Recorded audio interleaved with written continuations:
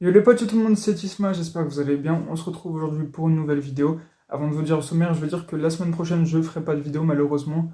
Petites vacances, donc voilà, on va profiter. Du coup, on se retrouvera dans 2 semaines. Et du coup l'équipe, le sommaire de la vidéo, on va commencer par la qualification en finale contre Valenciennes. Enfin, on a gagné contre Valenciennes, les gars, c'est exceptionnel. On va en parler, c'est fou ce qui se passe. Je suis au paradis, c'est incroyable. Donc on va commencer par ça. On enchaînera avec du mercato, des infos sur Lopez, sur Pierre Sage, parce que cette semaine a été mouvementée. Beaucoup de choses ont intrigué les fans de l'Olympique Lyonnais lors des 7 derniers jours. Donc on va commencer, c'est parti pour la vidéo. On commence directement avec la qualification en finale, les gars, c'est fou. On est en finale de la Coupe de France. On est à 90 minutes de remporter un trophée, à 90 minutes de pourquoi pas jouer la Ligue Europa l'année prochaine, les gars, ce serait exceptionnel en vue de la saison qu'on a fait. Il y a quelques mois, on était dernier de Ligue 1, aujourd'hui on est 10e, on est en train de jouer une coupe, enfin on va jouer la finale de la Coupe de France.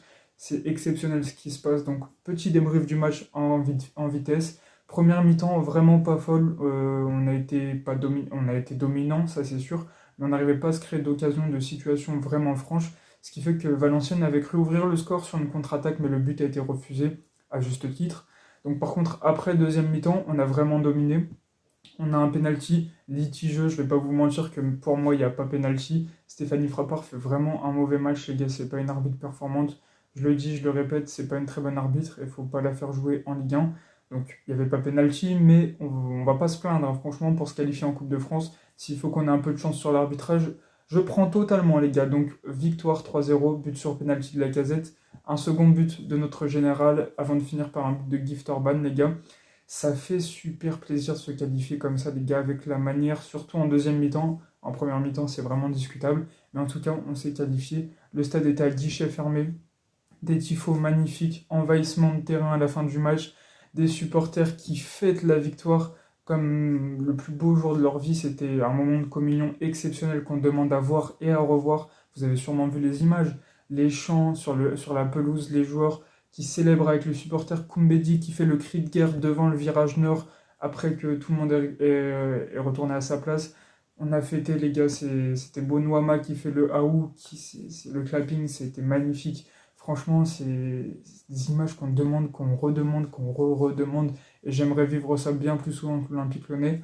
Pour moi, depuis que je supporte l'OL, c'est-à-dire que je suis tout petit, c'est le deuxième plus beau moment de ma vie, après la campagne de Ligue des Champions de 2020, cette qualification en finale, parce qu'en 2012, j'avais 5 ans.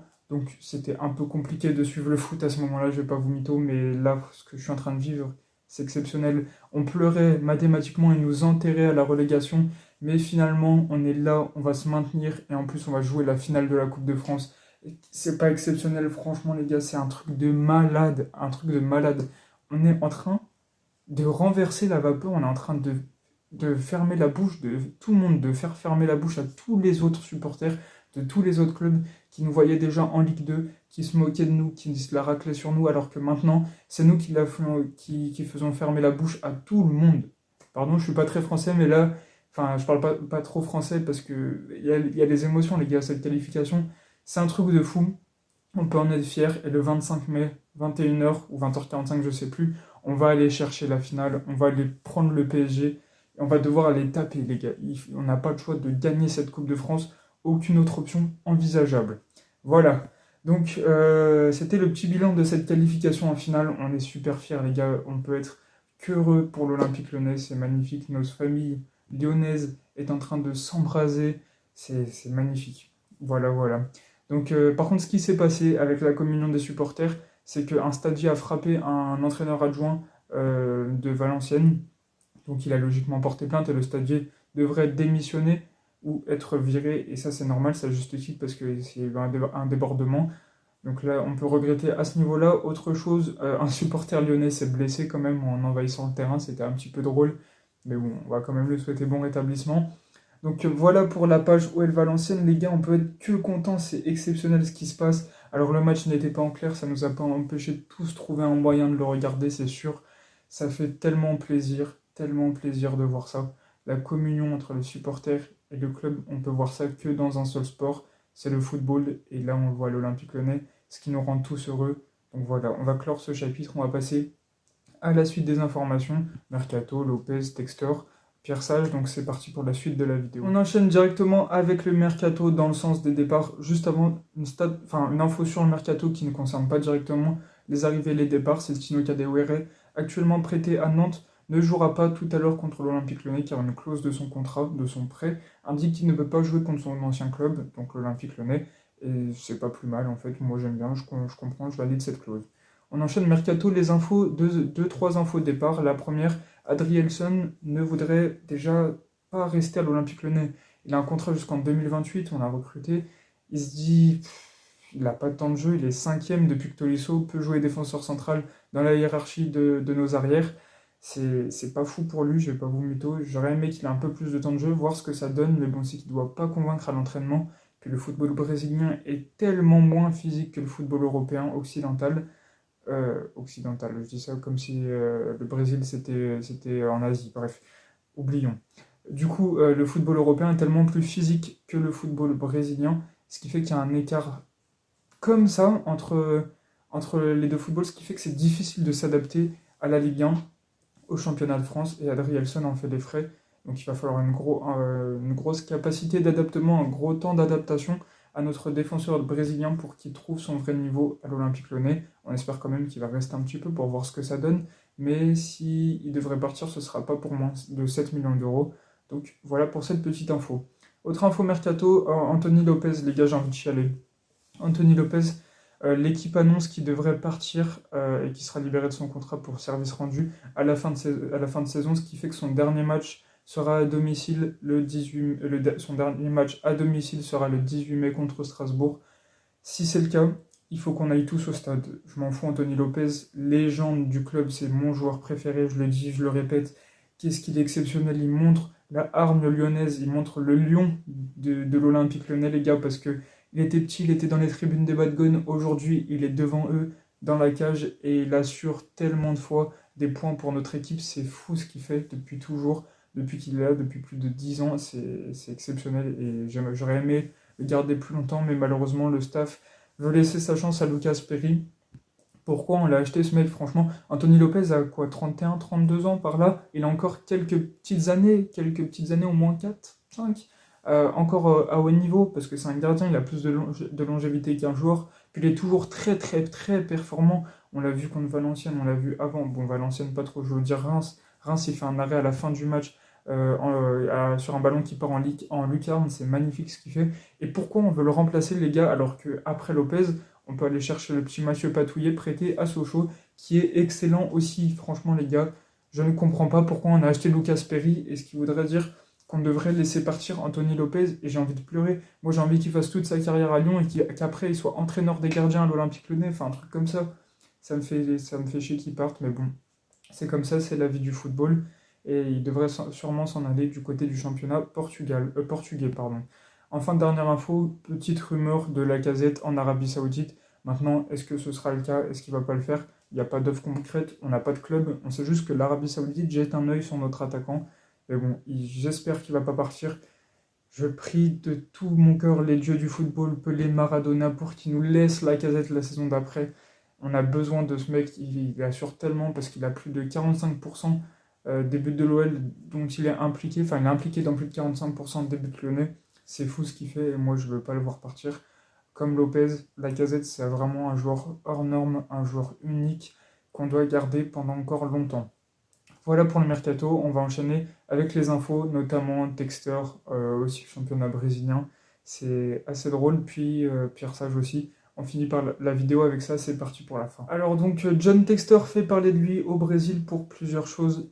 La première les gars, c'est qu'il a tapé le poing sur la table, il a dit que dans le championnat brésilien, il y a de la corruption, il a des preuves à l'appui, des preuves 100% fiables, et qu'il sera prêt à les montrer à tout le monde pour que Botafogo ne soit plus victime d'aucun litige d'arbitrage, du moins cette saison, la saison qui arrive, en Serie A brésilienne, qui est un championnat que M. John Textor a souvent revendiqué de bizarre au niveau de l'arbitrage, un peu corrompu, on ne sait pas trop, mais en tout cas il a déjà montré son agacement vis-à-vis de ça, et là il a des preuves formelles, du moins c'est ce qu'il dit, et il serait prêt à les exposer. Donc le papy John Textor tape du poing sur la table, les gars, on verra, on suivra le dossier, parce que ça nous concerne un peu indirectement, donc voilà pour ça. On enchaîne, pareil, Sao Paulo voudrait porter plainte contre John Textor et Eagle Football, les gars. Pourquoi? Parce que Sao Paulo est l'ancien propriétaire de Luca Perry, l'ancien club de Luca Perry, et donc quand ils l'ont vendu à Botafogo, ils ont pris un pourcentage sur une éventuelle plus-value. Or, la plus-value, enfin, la vente de Botafogo à Lyon est de environ 3 millions d'euros, un peu plus. Donc, Sao Paulo est prêt à saisir le tribunal de la FIFA pour montrer que le transfert était sous-évalué, comme Sao Paulo avait un pourcentage, ils voulaient gratter un peu plus d'argent, et Lucas Perry vaut sûrement un peu plus que 3 millions et quelques. On l'a vu avec les histoires de pourcentage de ces transferts qui étaient un peu bizarres, c'est vrai, on le reconnaît, donc il y aura sûrement une affaire judiciaire interne de la FIFA pour savoir ce qui se passe, donc ça aussi on suivra avec beaucoup d'attention parce que ça pourrait ça pourrait toucher un petit peu l'argent lyonnais, on ne sait pas trop. Donc voilà pour ça.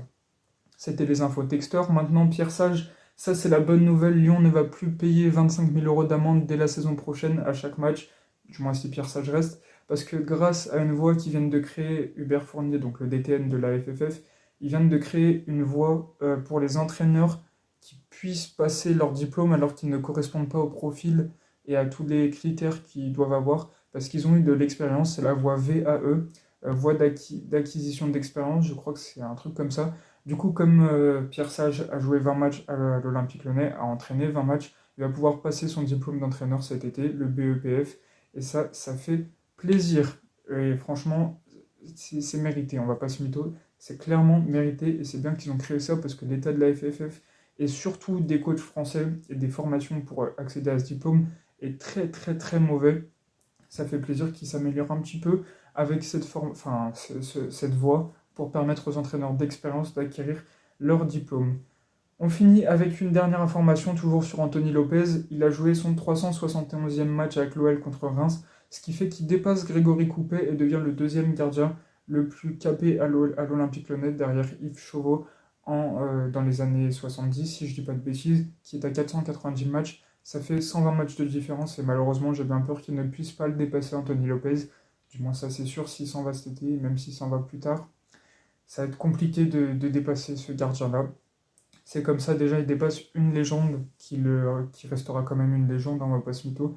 Grégory Coupet, ça se tape avec Lopez, avec Chauveau pour être le meilleur gardien de l'histoire de l'OL, même si ça se tape plus entre les deux plus récents. Chauveau, c'est plus vu le foot moderne, mais bon, voilà comme ça. Donc félicitations à Anthony Lopez qui montre encore une fois sa longévité alliée à cette performance de malade qu'il nous a fait ces dernières années. Et voilà. Donc j'espère que vous avez kiffé la vidéo. Si c'est le cas, n'hésitez pas à liker, à commenter et à vous abonner. On se retrouve dans 2 semaines. Comme dit Bartruza, les gars, l'Olympique Lyonnais est une formidable raison d'exister. Ciao ciao les gars.